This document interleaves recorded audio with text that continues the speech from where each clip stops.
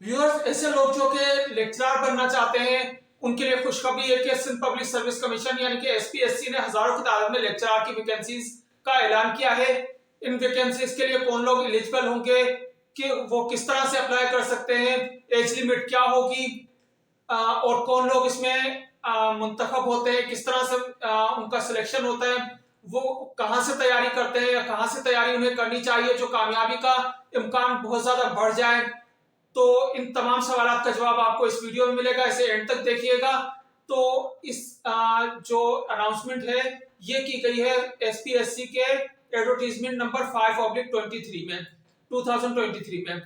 इसमें और भी डिपार्टमेंट में वैकेंसीज के बारे में बताया गया है, उनका अनाउंस किया गया है, जैसे कि एंटी करप्शन है, प्राइस एंड सप्लाई है, एग्रीकल्चर है। लेकिन उन डिपार्टमेंट के बारे में मैं बात नहीं करूंगा।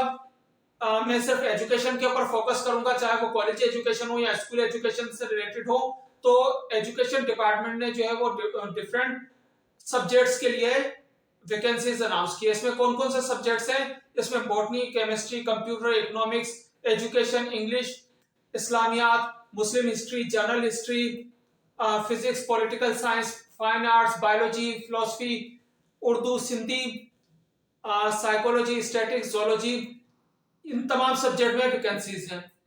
तकरीबन समझ लें कि ऑलमोस्ट तमाम ही सब्जेक्ट इसमें कवर हो रहे हैं। उसके अलावा इसमें कौन अप्लाई कर सकता है? जाहिर बात है, रेलिवेंट सब्जेक्ट में मास्टर्स किया हुआ हो, एटलीस्ट सेकंड डिवीजन में, सिंध के रिहायशी हो, सिंध का डोमिसाइल हो। इसके साथ साथ एसोसिएट प्रोफेसर जो कि पीबीएस 19 की वैकेंसी है, जबकि लेक्चरर की 17 की है। इसी तरीके से असिस्टेंट प्रोफेसर जो कि ग्रेड 18 की वैकेंसी है। और स्कूल एजुकेशन की तरफ से प्रिंसिपल की वैकेंसीज की अनाउंसमेंट की गई है, जो कि पीबीएस 19 की वैकेंसी होती है। उसके लिए क्या क्या रिक्वायरमेंट होती है वो आपको एड में नजर आ रही होगी। तो इस तरीके से जाहिर बात है उसमें हाईली क्वालिफाइड होंगे, एक्सपीरियंस भी रिक्वायर्ड होगा। और लेक्चरर के लिए आपका चाहे रेलिवेंट एक्सपीरियंस ना भी हो, लेकिन रेलिवेंट सब्जेक्ट में मास्टर्स होना और सेकंड डिवीजन का होना जरूरी है। अब हम ये जानते हैं कि कौन इसमें अप्लाई कर सकता है, ये तो हमने जान लिया, लेकिन किस तरह से अप्लाई करेंगे? इसके लिए आप ऑनलाइन अप्लाई करेंगे। ऑनलाइन अप्लाई जिनका एसपीएससी पे अकाउंट बना हुआ है, अगर अकाउंट नहीं बना हुआ तो आप पहले अकाउंट क्रिएट कर लेंगे, देन जिस पोस्ट के लिए आप करना चाह रहे हैं उसके लिए अप्लाई कर लेंगे। लेकिन वो अप्लाई आप जब कर सकेंगे जब आप 500 का बैंक चालान जमा कराएंगे, उसका नंबर उसमें ऐड करके, और उस पोस्ट के लिए आप अप्लाई कर लेंगे। जिनका अकाउंट बना हुआ है वो चंद सिर्फ 1 से 2 मिनट का काम होगा, उस पोस्ट के लिए आप अप्लाई कर लेंगे। इसी तरीके से इसकी क्लोजिंग डेट कौन सी है? क्लोजिंग डेट जो है वो अभी तक 5 मई 2023 है।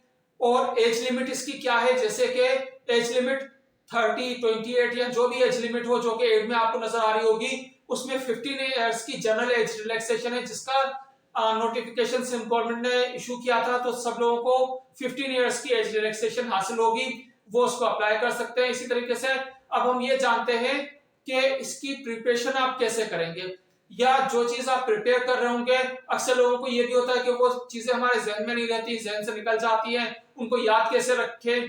तो उसके लिए मैं आपको ये सजेस्ट करूंगा कि 2 मेरी वीडियोस हैं जो इसके हवाले से है कि हमें किस तरह से पढ़ना चाहिए, चाहे किसी भी क्लास का आप पढ़ रहे हो, कोई भी प्रिपरेशन कर रहे हो, और फिर उसको याद किस तरह से रखें। जिसमें से एक वीडियो का नाम था कि स्टडी स्मार्टर नोट हार्डर, और दूसरे में ये बताया गया था कि आप किस तरीके से चीजों को बहुत अच्छे तरीके से, ज्यादा अच्छे तरीके से याद रख सकते हैं। एग्जाम प्रिपरेशन की क्या ट्रिक्स होती हैं, तो ये भी एक तरह का एग्जाम ही है जिसकी प्रिपरेशन की ट्रिक्स उसमें दी गई हैं, जो कि बहुत ज्यादा एप्लीकेबल है। तो उनको आप देखिएगा, उनका लिंक डिस्क्रिप्शन में मौजूद है और एंड में भी वो आपको शो हो रही होंगी।